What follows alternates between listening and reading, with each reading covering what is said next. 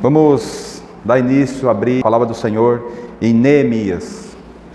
Neemias, capítulo de número 4. Neemias, um livro muito precioso, estamos já estudando ele já algumas reuniões, né? E cada vez a gente percebe que mais e mais precisa desse livro de Neemias, porque fala de um livro, é um livro da restauração, né? E como nós precisamos, irmãos, ser restaurados nesses dias, né? Neemias capítulo 4, a partir do verso 1 nos fala assim: tendo Sambalate ouvido que edificamos o muro, ardeu em ira e se indignou muito e escarneceu dos judeus. Então falou na presença de seus irmãos e do exército de Samaria e disse: que fazem estes fracos judeus? Permite-se-lhe-á isso? Sacrificarão, darão cabo da obra num só dia? Renascerão, caso dos montões do pó as pedras que foram queimadas? Estava com ele Tobias, o amonita, e disse: ainda que edifiquem, vindo uma raposa, derribará o seu muro de pedras.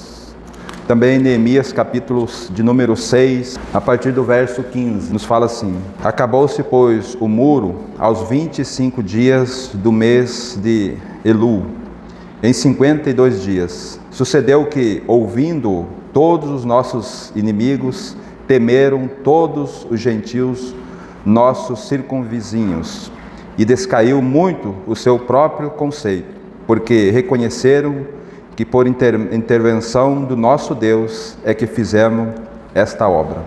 Amém? Irmãos, um tempo precioso que nós estamos diante do Senhor, e o Senhor está trabalhando em nossas vidas, na questão no livro de Neemias, sobre a restauração das nossas vidas. Como que está a nossa vida em relação ao mundo lá fora? Como que está a nossa vida em relação ao Senhor?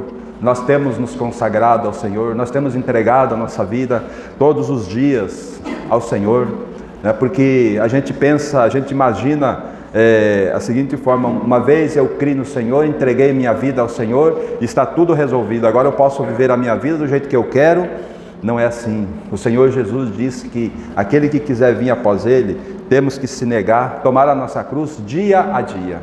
Cada dia, irmãos, nós precisamos ir aos pés do Senhor, confessar que nós somos aqueles que foram crucificados com Cristo. O nosso velho homem foi crucificado e ele não tem mais como operar em nós, porque ele está crucificado, né? E aí nós entregarmos todo o nosso dia ao Senhor. O que é nós entregar o nosso dia? Entregar os nossos desejos, entregar os nossos afazeres. Que quantas vezes nós levantamos de manhã, saímos para o nosso trabalho, para o nosso negócio, e fizemos negócio durante o dia todo, chegamos à noite, dormimos e não lembramos do Senhor. Que tragédia, que tragédia. O Senhor é a nossa vida. Ele nos comprou com o precioso sangue do seu Filho amado Jesus Cristo, para que nós não pertencêssemos a nós. Então tudo que envolve nós de agora em diante precisa ser colocado diante do Senhor. O nosso trabalho é precioso para o Senhor. O nosso viver precisa ter uma consagração, uma entrega ao Senhor, para que então o nosso viver seja um viver longe do inimigo. Porque o nosso inimigo, ele está às espreitas, irmãos. Se nós conhecêssemos, nós pudéssemos perceber, todo o tempo ele está tramando algo contra aqueles que foram tirados do mundo. Aqueles que foram tirados, porque igreja significa isso, eclésia, aqueles que foram tirados do mundo para fora. Nós somos um povo separado, um povo que vive não mais na sua própria vontade, mas um povo que olha para o Senhor e tem o seu caminhar na direção do Senhor, né? Então, como que está o nosso dia a dia? Como que está a nossa entrega ao Senhor? Como que está o nosso viver, os nossos negócios? Como nós precisamos, irmãos, que o Espírito Santo nos auxilie. Porque, irmãos, como nós temos visto já em Neemias, Neemias, quando ele chega em Jerusalém, ele sai da Babilônia, vem para Jerusalém. Primeira coisa que ele faz naquele cenário ali, e algo muito interessante, quando ele ouve lá dos seus irmãos que chegaram lá na cidade onde ele morava, ele pediu como que está os nossos irmãos lá em Jerusalém, e ele diz: estão em grande miséria, né? As portas do templo queimadas, os muros derrubados. Então ele tem aquela dependência do Senhor durante um período ali, orando ao Senhor, jejuando e orando ao Senhor, entregando aquele tempo ao Senhor. Mas na verdade a miséria que ele estava era uma miséria espiritual, onde tudo que era do mundo, que simbolizava ali a Samaria, aqueles lugares, tudo tinha como entrar em Jerusalém, porque os muros estavam derrubados, as portas estavam queimadas. Então o inimigo poderia entrar a qualquer momento. Então isso fala muito para nós hoje sobre a nossa vida espiritual. Como que está a nossa vida espiritual? Somos um povo separado do Senhor, mas vivemos como um povo separado, ou nós nos misturamos e estamos vivendo a nossa vida como o mundo ditando as regras para nós? Esse é que nós precisamos perceber, porque quem deve ditar as regras para nós é o Espírito Santo, sabe? Precisamos ter essa convicção de que tudo aquilo que nós fazemos, temos a aprovação do Espírito Santo.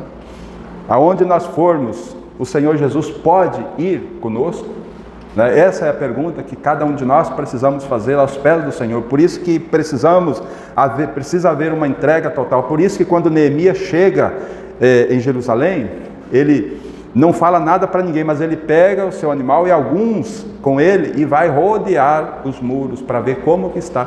Em alguns lugares ele encontra entulhos que ele não poderia passar com o seu animal.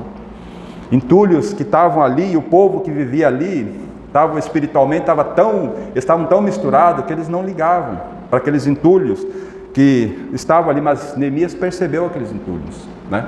E aqueles entulhos impediam o andar, né? E para nós precisamos pegar na palavra e trazer para a nossa realidade. Entulhos no nosso coração impedem o Espírito Santo de se mover, sabe?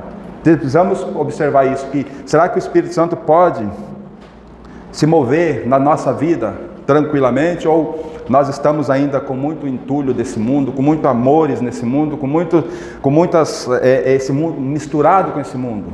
Isso é que nós precisamos compreender e buscar a mente do Senhor, porque o inimigo ele vai trazer, quando ele percebe que nós estamos indo para a igreja, nós estamos ouvindo a palavra de Deus, mas não há mudança em nós, ele não se preocupa com isso. Mas quando o inimigo percebe que nós estamos indo para a palavra, e a palavra está transformando nós, o inimigo se levanta ferrenhamente. E aqui nós vimos, irmãos, no capítulo 4, né? Veja só, enquanto não houve essa reconstrução do muro, esse início da reconstrução do muro, você não ouvia falar de Sambalate e aqueles que estavam ao seu redor ali. Mas quando o muro começou-se a trabalhar no muro, fechando, separando aquilo que está fora daquilo que está dentro, nós podemos ver aqui no capítulo 4, verso 1, dizendo assim: tendo Sambalate ouvido que edificamos o muro, ardeu em ira e se indignou muito e escarneceu dos judeus. Não é isso que o inimigo traz para nós, irmãos? Quando nós vamos para o Senhor, parece que as coisas dão uma reviravolta em nós, né? A nossa vida parece que dá uma complicada. Mas sabe o que acontece, irmãos? O inimigo ele quer nos destruir, mas nós precisamos ficar firmes, porque os muros já havia se adiantado na reconstrução. Então não havia mais como o inimigo entrar para aquelas brechas que estava livre para ele entrar. Agora ele não pode mais. Agora ele só pode... E nós, quando cremos no Senhor, quando nós cremos na obra de Cristo, né, o inimigo não tem mais acesso a nós, né? Como diz lá em Tiago, o nosso adversário anda ao nosso derredor, né? Ele não pode mais nos atingir. Ele não pode mais se achegar a nós. Então ele lança suas setas, né? Ele anda ao nosso redor como um leão que ruge. Então quando Sambalate aqui ouviu que se edificou-se os muros, ele ardeu em ira e se indignou muito, né? E aí no verso 3 nos fala assim: estava com ele Tobias, o amonita, e disse: ainda que edifiquem vindo uma raposa, derribará o seu muro de pedras. Veja que ousadia. E o inimigo faz isso conosco. Mas sabe aonde nós estamos firmados, irmão? Nós estamos firmados no alicerce, na rocha que é Cristo, né? Lembra daquela parábola que o Senhor Jesus contou do homem prudente, construiu a sua casa sobre a rocha. E veio a enchente, arrojou-se o rio contra aquela casa e não pôde abalar, porque ela foi bem construída. Ela estava firmada ali na rocha, né? Então, e aquele homem insensato edificou a sua casa sobre areia, né? Quando veio as dificuldades, aquela casa não pôde suportar, porque ele não tinha um alicerce adequado. E nós temos, Cristo é a nossa vida. Cristo é esse nosso alicerce. O inimigo pode, se nós edificamos, o inimigo destrói. Mas agora quando nós edificamos sobre o nosso Senhor Jesus Cristo, sobre a sua palavra, o inimigo não tem poder para destruir, irmãos. Ele pode atacar, ele pode lançar suas setas, mas nós estamos firmes, olhando para o Senhor, né? E quando isso acontece, irmãos, o inimigo não fica contente. Pode ter certeza que a tua vida, a partir do momento em que você começar a se consagrar ao Senhor, né? Cada dia que você se consagrar ao Senhor, ela vai piorar um pouquinho cada vez mais. Mas tenha certeza que o Senhor é o teu suporte. O Senhor é a tua vida. O Senhor vai te conduzir para a vida eterna, para a glória dEle. E não mais nós. Por isso que há essa necessidade de nós consagrarmos ao Senhor, né? Ter uma vida de consagração diante do Senhor, né? Agora veja como o inimigo treme também, quando ele vê que está tudo, quando ele olha para a nossa vida está realmente firmada no Senhor. No capítulo 6, a partir do verso 15 que nós lemos: acabou-se, pois, o muro aos 25 dias do mês de Elul, em 52 dias. Sucedeu que, ouvindo todos os nossos inimigos, temeram todos os gentios, nossos circunvizinhos, e descaiu-lhe muito o seu semblante, seu próprio conceito, porque reconheceram que por intermédio de nosso Deus é que fizemos esta obra, né? Então o inimigo precisa perceber, irmãos, e ele vai perceber que nós estamos edificados sobre a rocha que é Cristo. Então ele não vai poder atacar nós de qualquer jeito. Ele vai usar artimanha, ele vai usar as suas artimanhas para querer nos atingir. Mas uma coisa é certa: nós não vamos estar livres enquanto nós estivermos nessa terra. O Senhor nos inseriu numa batalha espiritual, né? Por isso que nós precisamos ter tempo com o Senhor, por isso que nós precisamos orar ao Senhor, por isso que nós precisamos dar um testemunho nesse mundo do Senhor. Precisamos ser usados pelo Espírito Santo, né? E a gente percebe, irmão, que não vai haver trégua para nós, porque veja no capítulo 6 aqui, a partir do verso 1, nos falando assim: tendo ouvido Sambalate, Tobias, Gesem, o arábio e o resto dos nossos inimigos, que eu tinha edificado o muro e que nele já não havia brecha nenhuma, ainda que até este tempo não tinha posto as portas nos portais, né? Então eles perceberam que no muro eles já não tinham mais acesso. Eles não tinham mais como nos atacar, porque havia uma separação muito clara, né? Aí veja só as artimanhas dele, ele não podia mais entrar lá dentro, mas daí ele convida para nós sairmos, né? Como que o inimigo nos convida hoje para nós sair da nossa comunhão? Ele nos atrai com bens, pelos nossos olhos, tentando nos tirar da nossa comunhão com o Senhor, trazendo algo que nós gostamos, para que nós possamos sair da posição em que nós estamos, né? Porque Colossenses 3 nos fala assim que a nossa posição é em Cristo, nos lugares celestiais, né? Então nós estamos protegidos pela vida de Cristo. O nosso inimigo não consegue, Cristo e nós, o nosso inimigo não consegue chegar aqui para nos pegar, né? Agora ele pode querer nos tirar daqui, nos tirar para fora. Quando ele nos tira para fora dessa cobertura de Cristo, aí o inimigo nos atinge, né? E é isso que Sambalate tenta fazer no verso 2. Sambalate e Gesem mandaram dizer-me: vem encontrar-nos nas aldeias, no vale de Ono. Porém, intentavam fazer-me mal. Enviei-lhes mensageiro e dizer-lhe: estou fazendo grande obra, de modo que não poderei descer, porque cessaria a obra enquanto eu deixasse e fosse ter convosco? Aí, mais 4 vezes me enviaram a mesmo pedido, eu, porém, lhes dei sempre a mesma resposta. Qual é a nossa resposta? Eu estou crucificado com Cristo e vivo não mais eu. Sabe, essa é a nossa resposta para o inimigo. Sabe, e ele vai tentar nos tirar da posição, porque ele não pode mais. Sanbalate que não podia mais entrar, então ele tentou tirar. Não conseguiu tirar, sabe o que ele fez?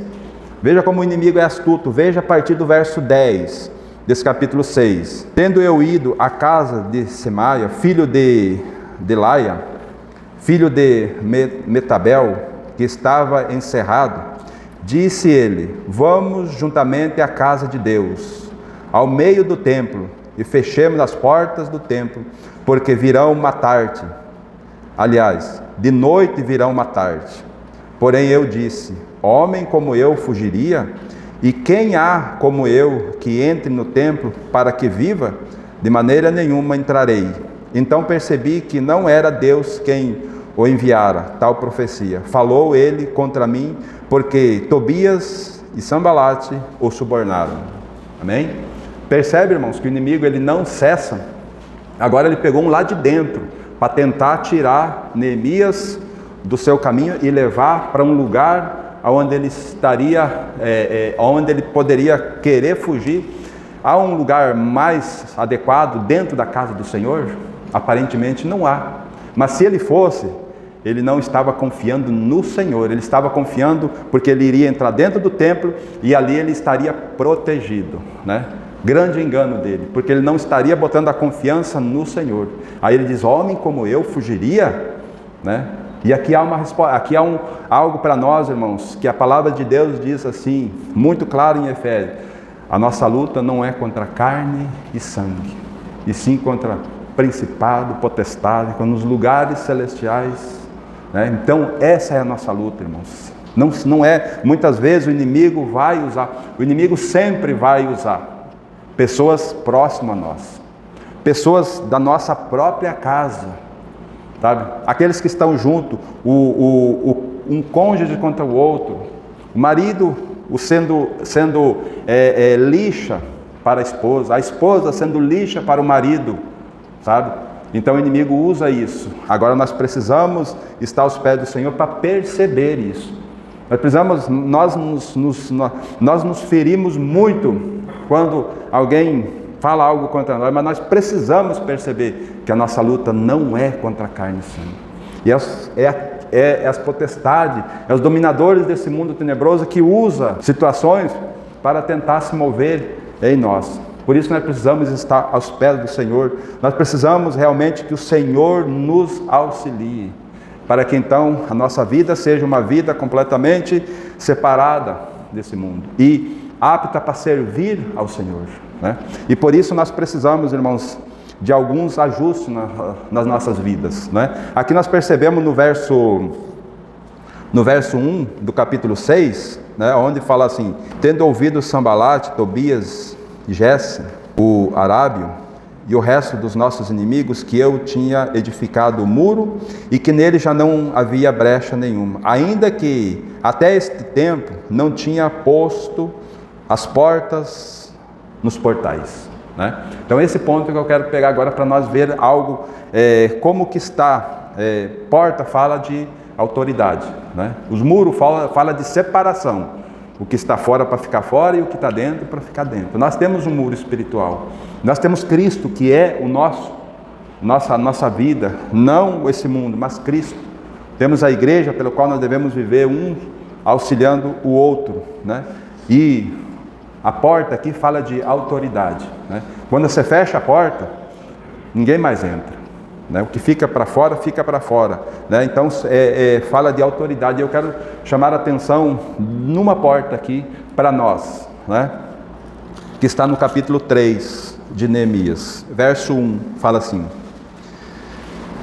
então se dispôs Eliasebe, o sumo sacerdote, com os sacerdotes, seus irmãos, e reedificaram a porta das ovelhas, consagraram-na, assentaram-lhe as portas e continuaram a reconstrução até a torre do Sem e a torre de Ananel. É aqui que eu quero chamar a atenção, irmãos, a porta das ovelhas, né? Essa é uma das portas que nós precisamos, em primeiro lugar, ter ela muito clara nas nossas vidas, né? E aí nós precisamos de alguns textos no Novo Testamento para nós andarmos, né? E o primeiro deles nós vamos encontrar em João, Evangelho de João, capítulo de número 10. A partir do verso 1 nos fala assim: o próprio Senhor Jesus: em verdade vos digo, o que não entra pela porta do aprisco das ovelhas, mas sobe por outra parte, esse é ladrão e salteador. Aquele, porém, que entra pela porta, esse é o pastor das ovelhas.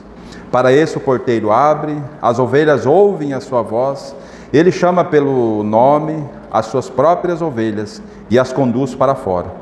Depois de fazer sair todas as que lhe pertencem, vai adiante delas, e elas o seguem, porque lhe conhecem a voz. Mas de modo nenhum seguirão a estranhos, antes fugirão dele, porque não conhecem a voz dos estranhos. Jesus lhes propôs essa parábola, mas eles não compreenderam o sentido daquilo que lhe falava. Jesus, pois, lhes afirmou de novo: em verdade vos digo, eu sou a porta das ovelhas. Todos quantos vieram antes de mim são ladrões e salteadores, mas as ovelhas não lhes deram ouvido.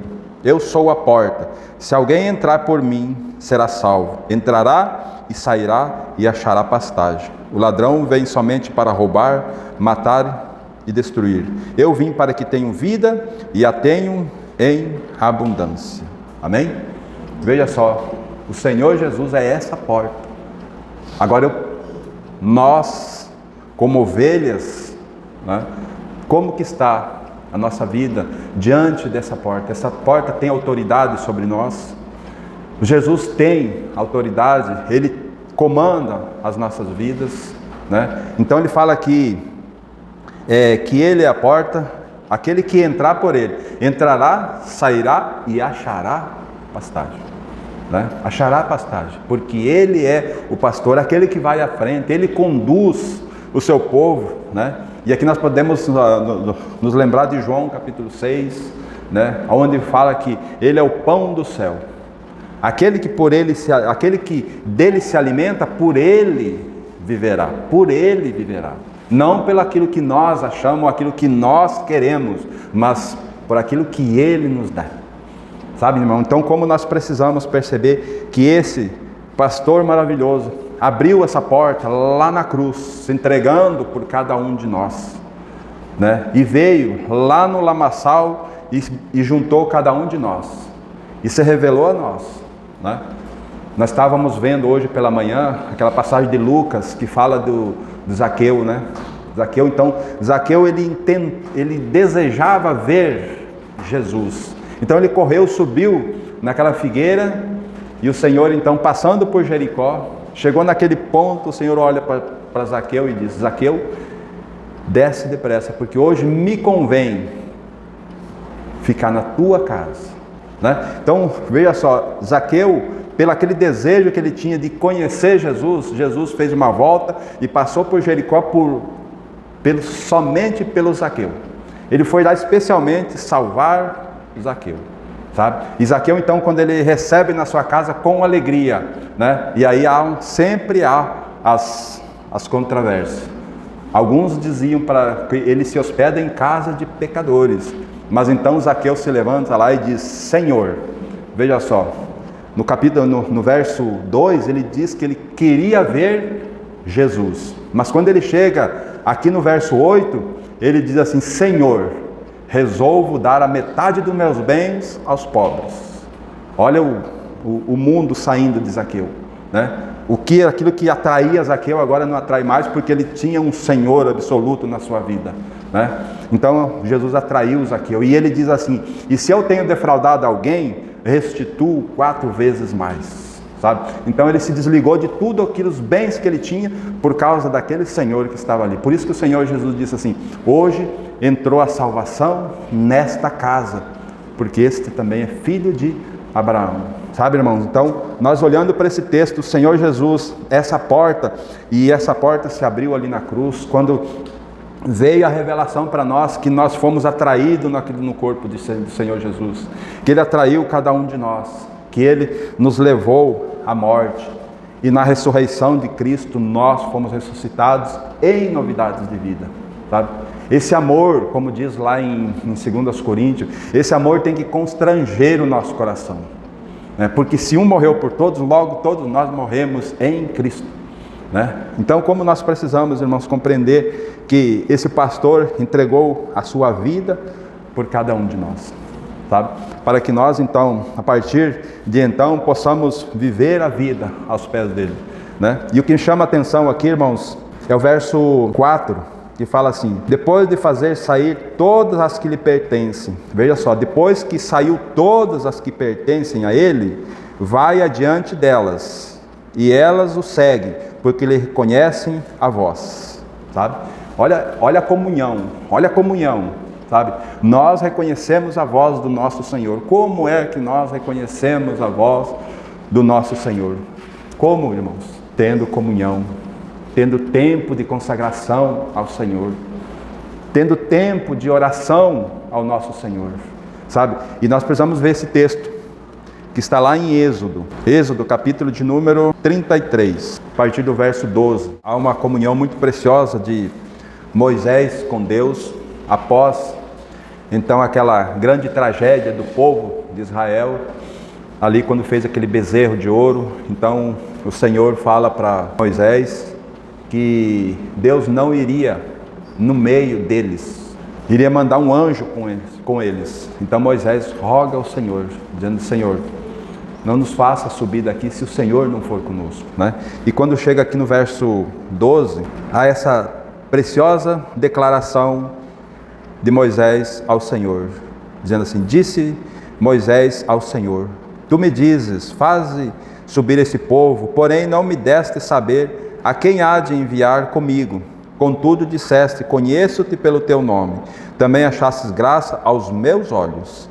Agora, pois, se achei graça aos teus olhos, rogo-te que me faças saber nesse momento o teu caminho, para que eu te conheça e ache graças aos teus olhos, e considere que essa nação é teu povo. Respondeu-lhe: a minha presença irá contigo, e eu te darei descanso. Então lhe disse Moisés: se a tua presença não vai comigo, não nos faça subir desse lugar, pois como se há de saber que achamos graça aos teus olhos, eu e o teu povo? Não é porventura em andares conosco, de maneira que somos separados, eu e o teu povo, de todos os povos da terra? Amém? Que texto, irmãos! Como é que nós, o Senhor, como é que o Senhor nos conhece, né? Ele acha graça aos nossos olhos, mas não é só Ele achar graça a nós, nós também precisamos achar graça, porque aqui Moisés fala, quando ele fala no verso 12, né? Disse Moisés ao Senhor: tu me dizes, fazes subir esse povo, porém não me disseste saber quem há de enviar comigo. Contudo disseste: conheço-te pelo teu nome, também achastes graça aos meus olhos. Moisés, eu tenho graças, eu conheço você, e eu tenho graça diante de você, porque eu te conheço. Agora aqui, quando Moisés responde a ele, no verso 13, agora pois, se achei graça aos teus olhos, se eu achei graça aos teus olhos, rogo-te que me faças saber nesse momento o teu caminho, para que te conheça e ache graça aos teus olhos. Veja só, é Deus achando graças diante de mim, e eu também, porque se eu conhecer o Senhor, eu vou achar graça dele. E quanto mais eu conheço, mais ele me conhece, e aí há um entrelaçar de graça, porque eu conheço ele e ele me conhece. Mas como é que acontece esta comunhão? Nós aos pés do Senhor, em oração, em consagração, É aí que nós vamos conhecendo quem é o Senhor, porque Ele começa a trabalhar em nós. Ele começa a trazer realidades espirituais para nós tão preciosas, irmãos, que nós vamos conhecendo. Puxa, eu não sabia que o Senhor era tão gracioso assim, né? E quanto mais nós conhecemos Ele, mais Ele vai conhecendo nós, né? E aí essa caminhada, né, que no verso 16 fala assim, o verso 14 também nos fala assim: respondeu-lhe, a minha presença irá contigo e eu te darei descanso. Sabe? Quantas vezes, irmãos, nós temos caminhado sem a presença do Senhor. E sem a presença do Senhor só há cansaço, só há enfado, só há canseira. Agora, quando o Senhor anda conosco, irmãos, há descanso no nosso coração. O mundo pode estar caindo lá fora, o mundo pode cair lá fora, mas se o Senhor está conosco, há um descanso precioso para nós, sabe? Não vai ter dificuldade que nós vamos enfrentar, que nós não vamos vencer, né? E aí o verso 16 fala assim: pois como se há de saber que achamos graças aos teus olhos, eu e o teu povo? Não é porventura e andares conosco, de maneira que somos separados, eu e o teu povo, de todos os povos da terra? Não é em nós andarmos no nosso dia a dia, em comunhão com o Senhor, que nós vamos experimentar toda a graça do Senhor? E aí há um conhecimento, há um descanso nas nossas vidas, sabe? Como há essa necessidade, irmãos, de nós restaurar essa porta das ovelhas, sabe? Essa porta preciosa, aonde nós vamos poder ter uma comunhão íntima com o Senhor, onde o inimigo vai poder lançar as suas setas para nós, mas não vai vencer. Há um texto de Salmos, um texto tão conhecido nosso, Salmo de número 91. Veja que precioso aqui, irmãos. O verso 1 fala assim: o que habita no esconderijo do Altíssimo e descansa à sombra do Onipotente, diz ao Senhor, meu refúgio e meu baluarte, Deus meu, em quem eu confio, né? Pois Ele te livrará do laço do passarinheiro e da peste perniciosa. Veja só, irmãos, nessa caminhada, nesse caminhar nosso de descanso, a sombra, né? Estamos ali debaixo da sombra do nosso Deus, descansado na sombra do nosso Deus, né? Nós podemos dizer que Ele é o nosso Deus, que Ele é o nosso refúgio, Ele é o nosso baluarte, porque nós estamos ali descansados, né? E aí Ele vai nos livrar do laço do passarinheiro, né? Parece que quando nós estamos na sombra, na presença do Senhor, parece que não vai vir tribulação nenhuma. Vem, né? Vem sim, irmãos, porque só que Ele vai nos livrar. E aí Ele vai dizer assim no verso 4: cobrir-te-á com suas penas, e sob suas asas estará seguro. A sua verdade é pavês e escudo. Não te assustará no terror noturno, nem da seta que voa de dia, nem da peste que se propaga nas trevas, nem da mortandade que assola ao meio-dia. Cai 1000 ao teu lado e 10.000 à tua direita, mas tu não serás atingido. Você só olhará. E muitas vezes, irmãos, nós nem vamos perceber se nós pudéssemos ver quantas coisas o Senhor tem livrado nós no nosso dia a dia, né? Nós só vamos contemplar com os nossos olhos aquelas dificuldades que está acontecendo ali, né? Então, por quê? Porque nós estamos acertados com o Senhor. Nós estamos aos pés dele dizendo: Senhor, minha vida é tua, né? Minha vida é do Senhor. E para nós caminhar para o final, irmãos, também aqui no Salmo de número 23, também um salmo bastante conhecido nosso, muito precioso para esse momento, irmão.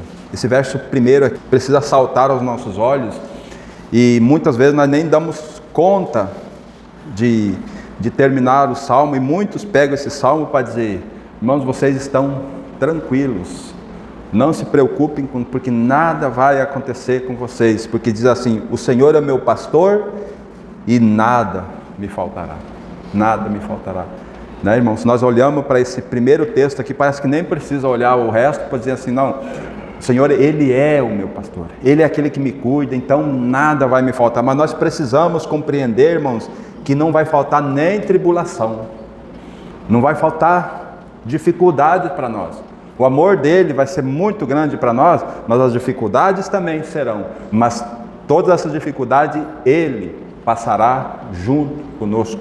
Veja só o verso 2, fala assim: ele me faz repousar em pastos verdejantes, leva-me para junto das águas de descanso. Né? Então parece que quando nós vimos lá em João 3, capítulo 10, né, ele diz assim, ele é a porta, se alguém entrar, sairá e achará pastagem. Por quê?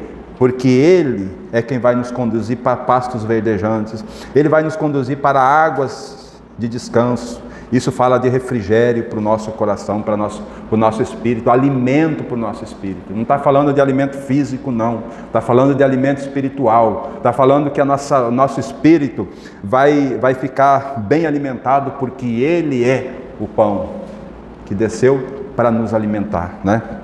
Ele vai nos dar descanso, porque ele vai nos conduzir para as águas de descanso.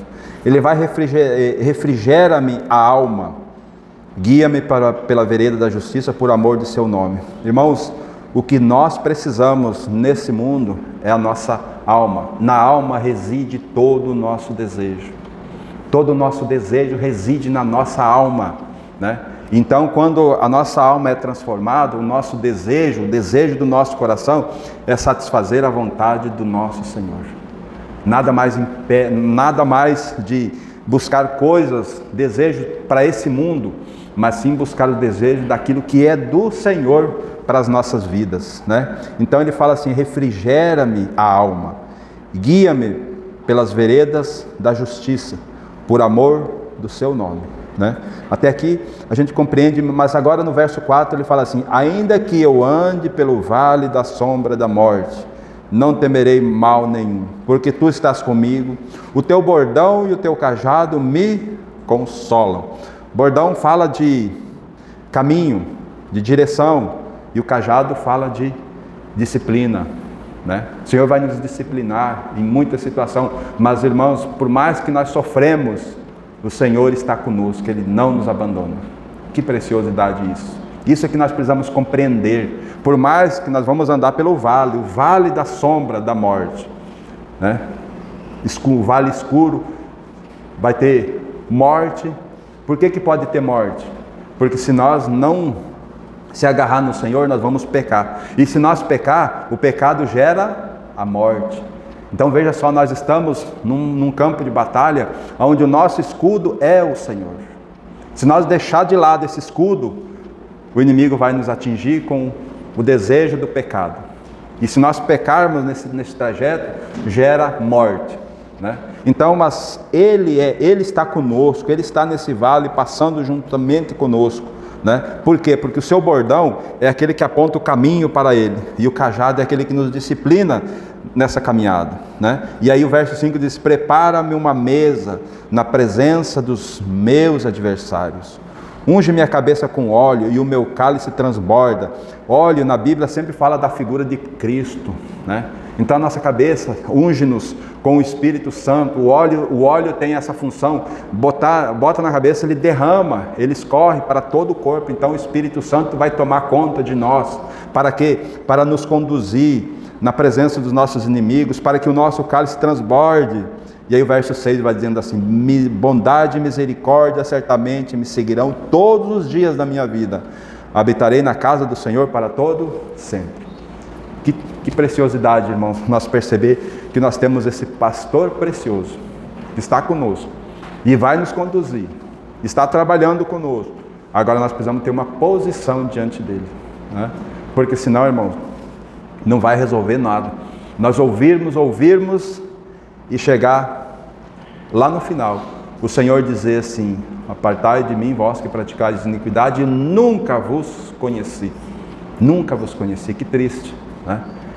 Então, irmãos, como nós cristãos, nesses dias tão difíceis que nós estamos passando, precisamos estar preparados, precisamos da unção do Espírito, precisamos estar cheios do Espírito Santo, porque todos nós recebemos o dom do Espírito quando cremos. Se cremos, fomos revestidos com o Espírito Santo, né? E agora o que nós estamos fazendo com esse Espírito Santo dentro de nós? Em Efésios, pode nos falar que nós podemos apagar o Espírito, né? Apagar o Espírito. Não, perdão, irmão. Em Efésios fala que nós podemos entristecer o Espírito Santo, sabe? Entristecer, sabe? Como é que nós entristecemos o Espírito Santo? Quando nós deixamos de obedecer ao Senhor e fizemos do nosso próprio jeito, sem ter aquele tempo de comunhão, sem entregar a nossa vida aos pés do Senhor, dizer: Senhor, toma conta da minha vida nesse dia, porque ela é tua, Senhor. Sabe, esse tempo que nós precisamos ter aos pés do Senhor em oração, né? E aí, se eu não me engano, em Tessalonicenses vai falar que nós podemos apagar o Espírito Santo. Que tristeza, né? Ele não vai sair de nós, mas nós apagamos ele da nossa vida. O Espírito Santo já não tem mais, nós não ouvimos mais a voz do Espírito no nosso interior. A nossa consciência já não nos acusa mais, porque o Espírito Santo foi apagado, né?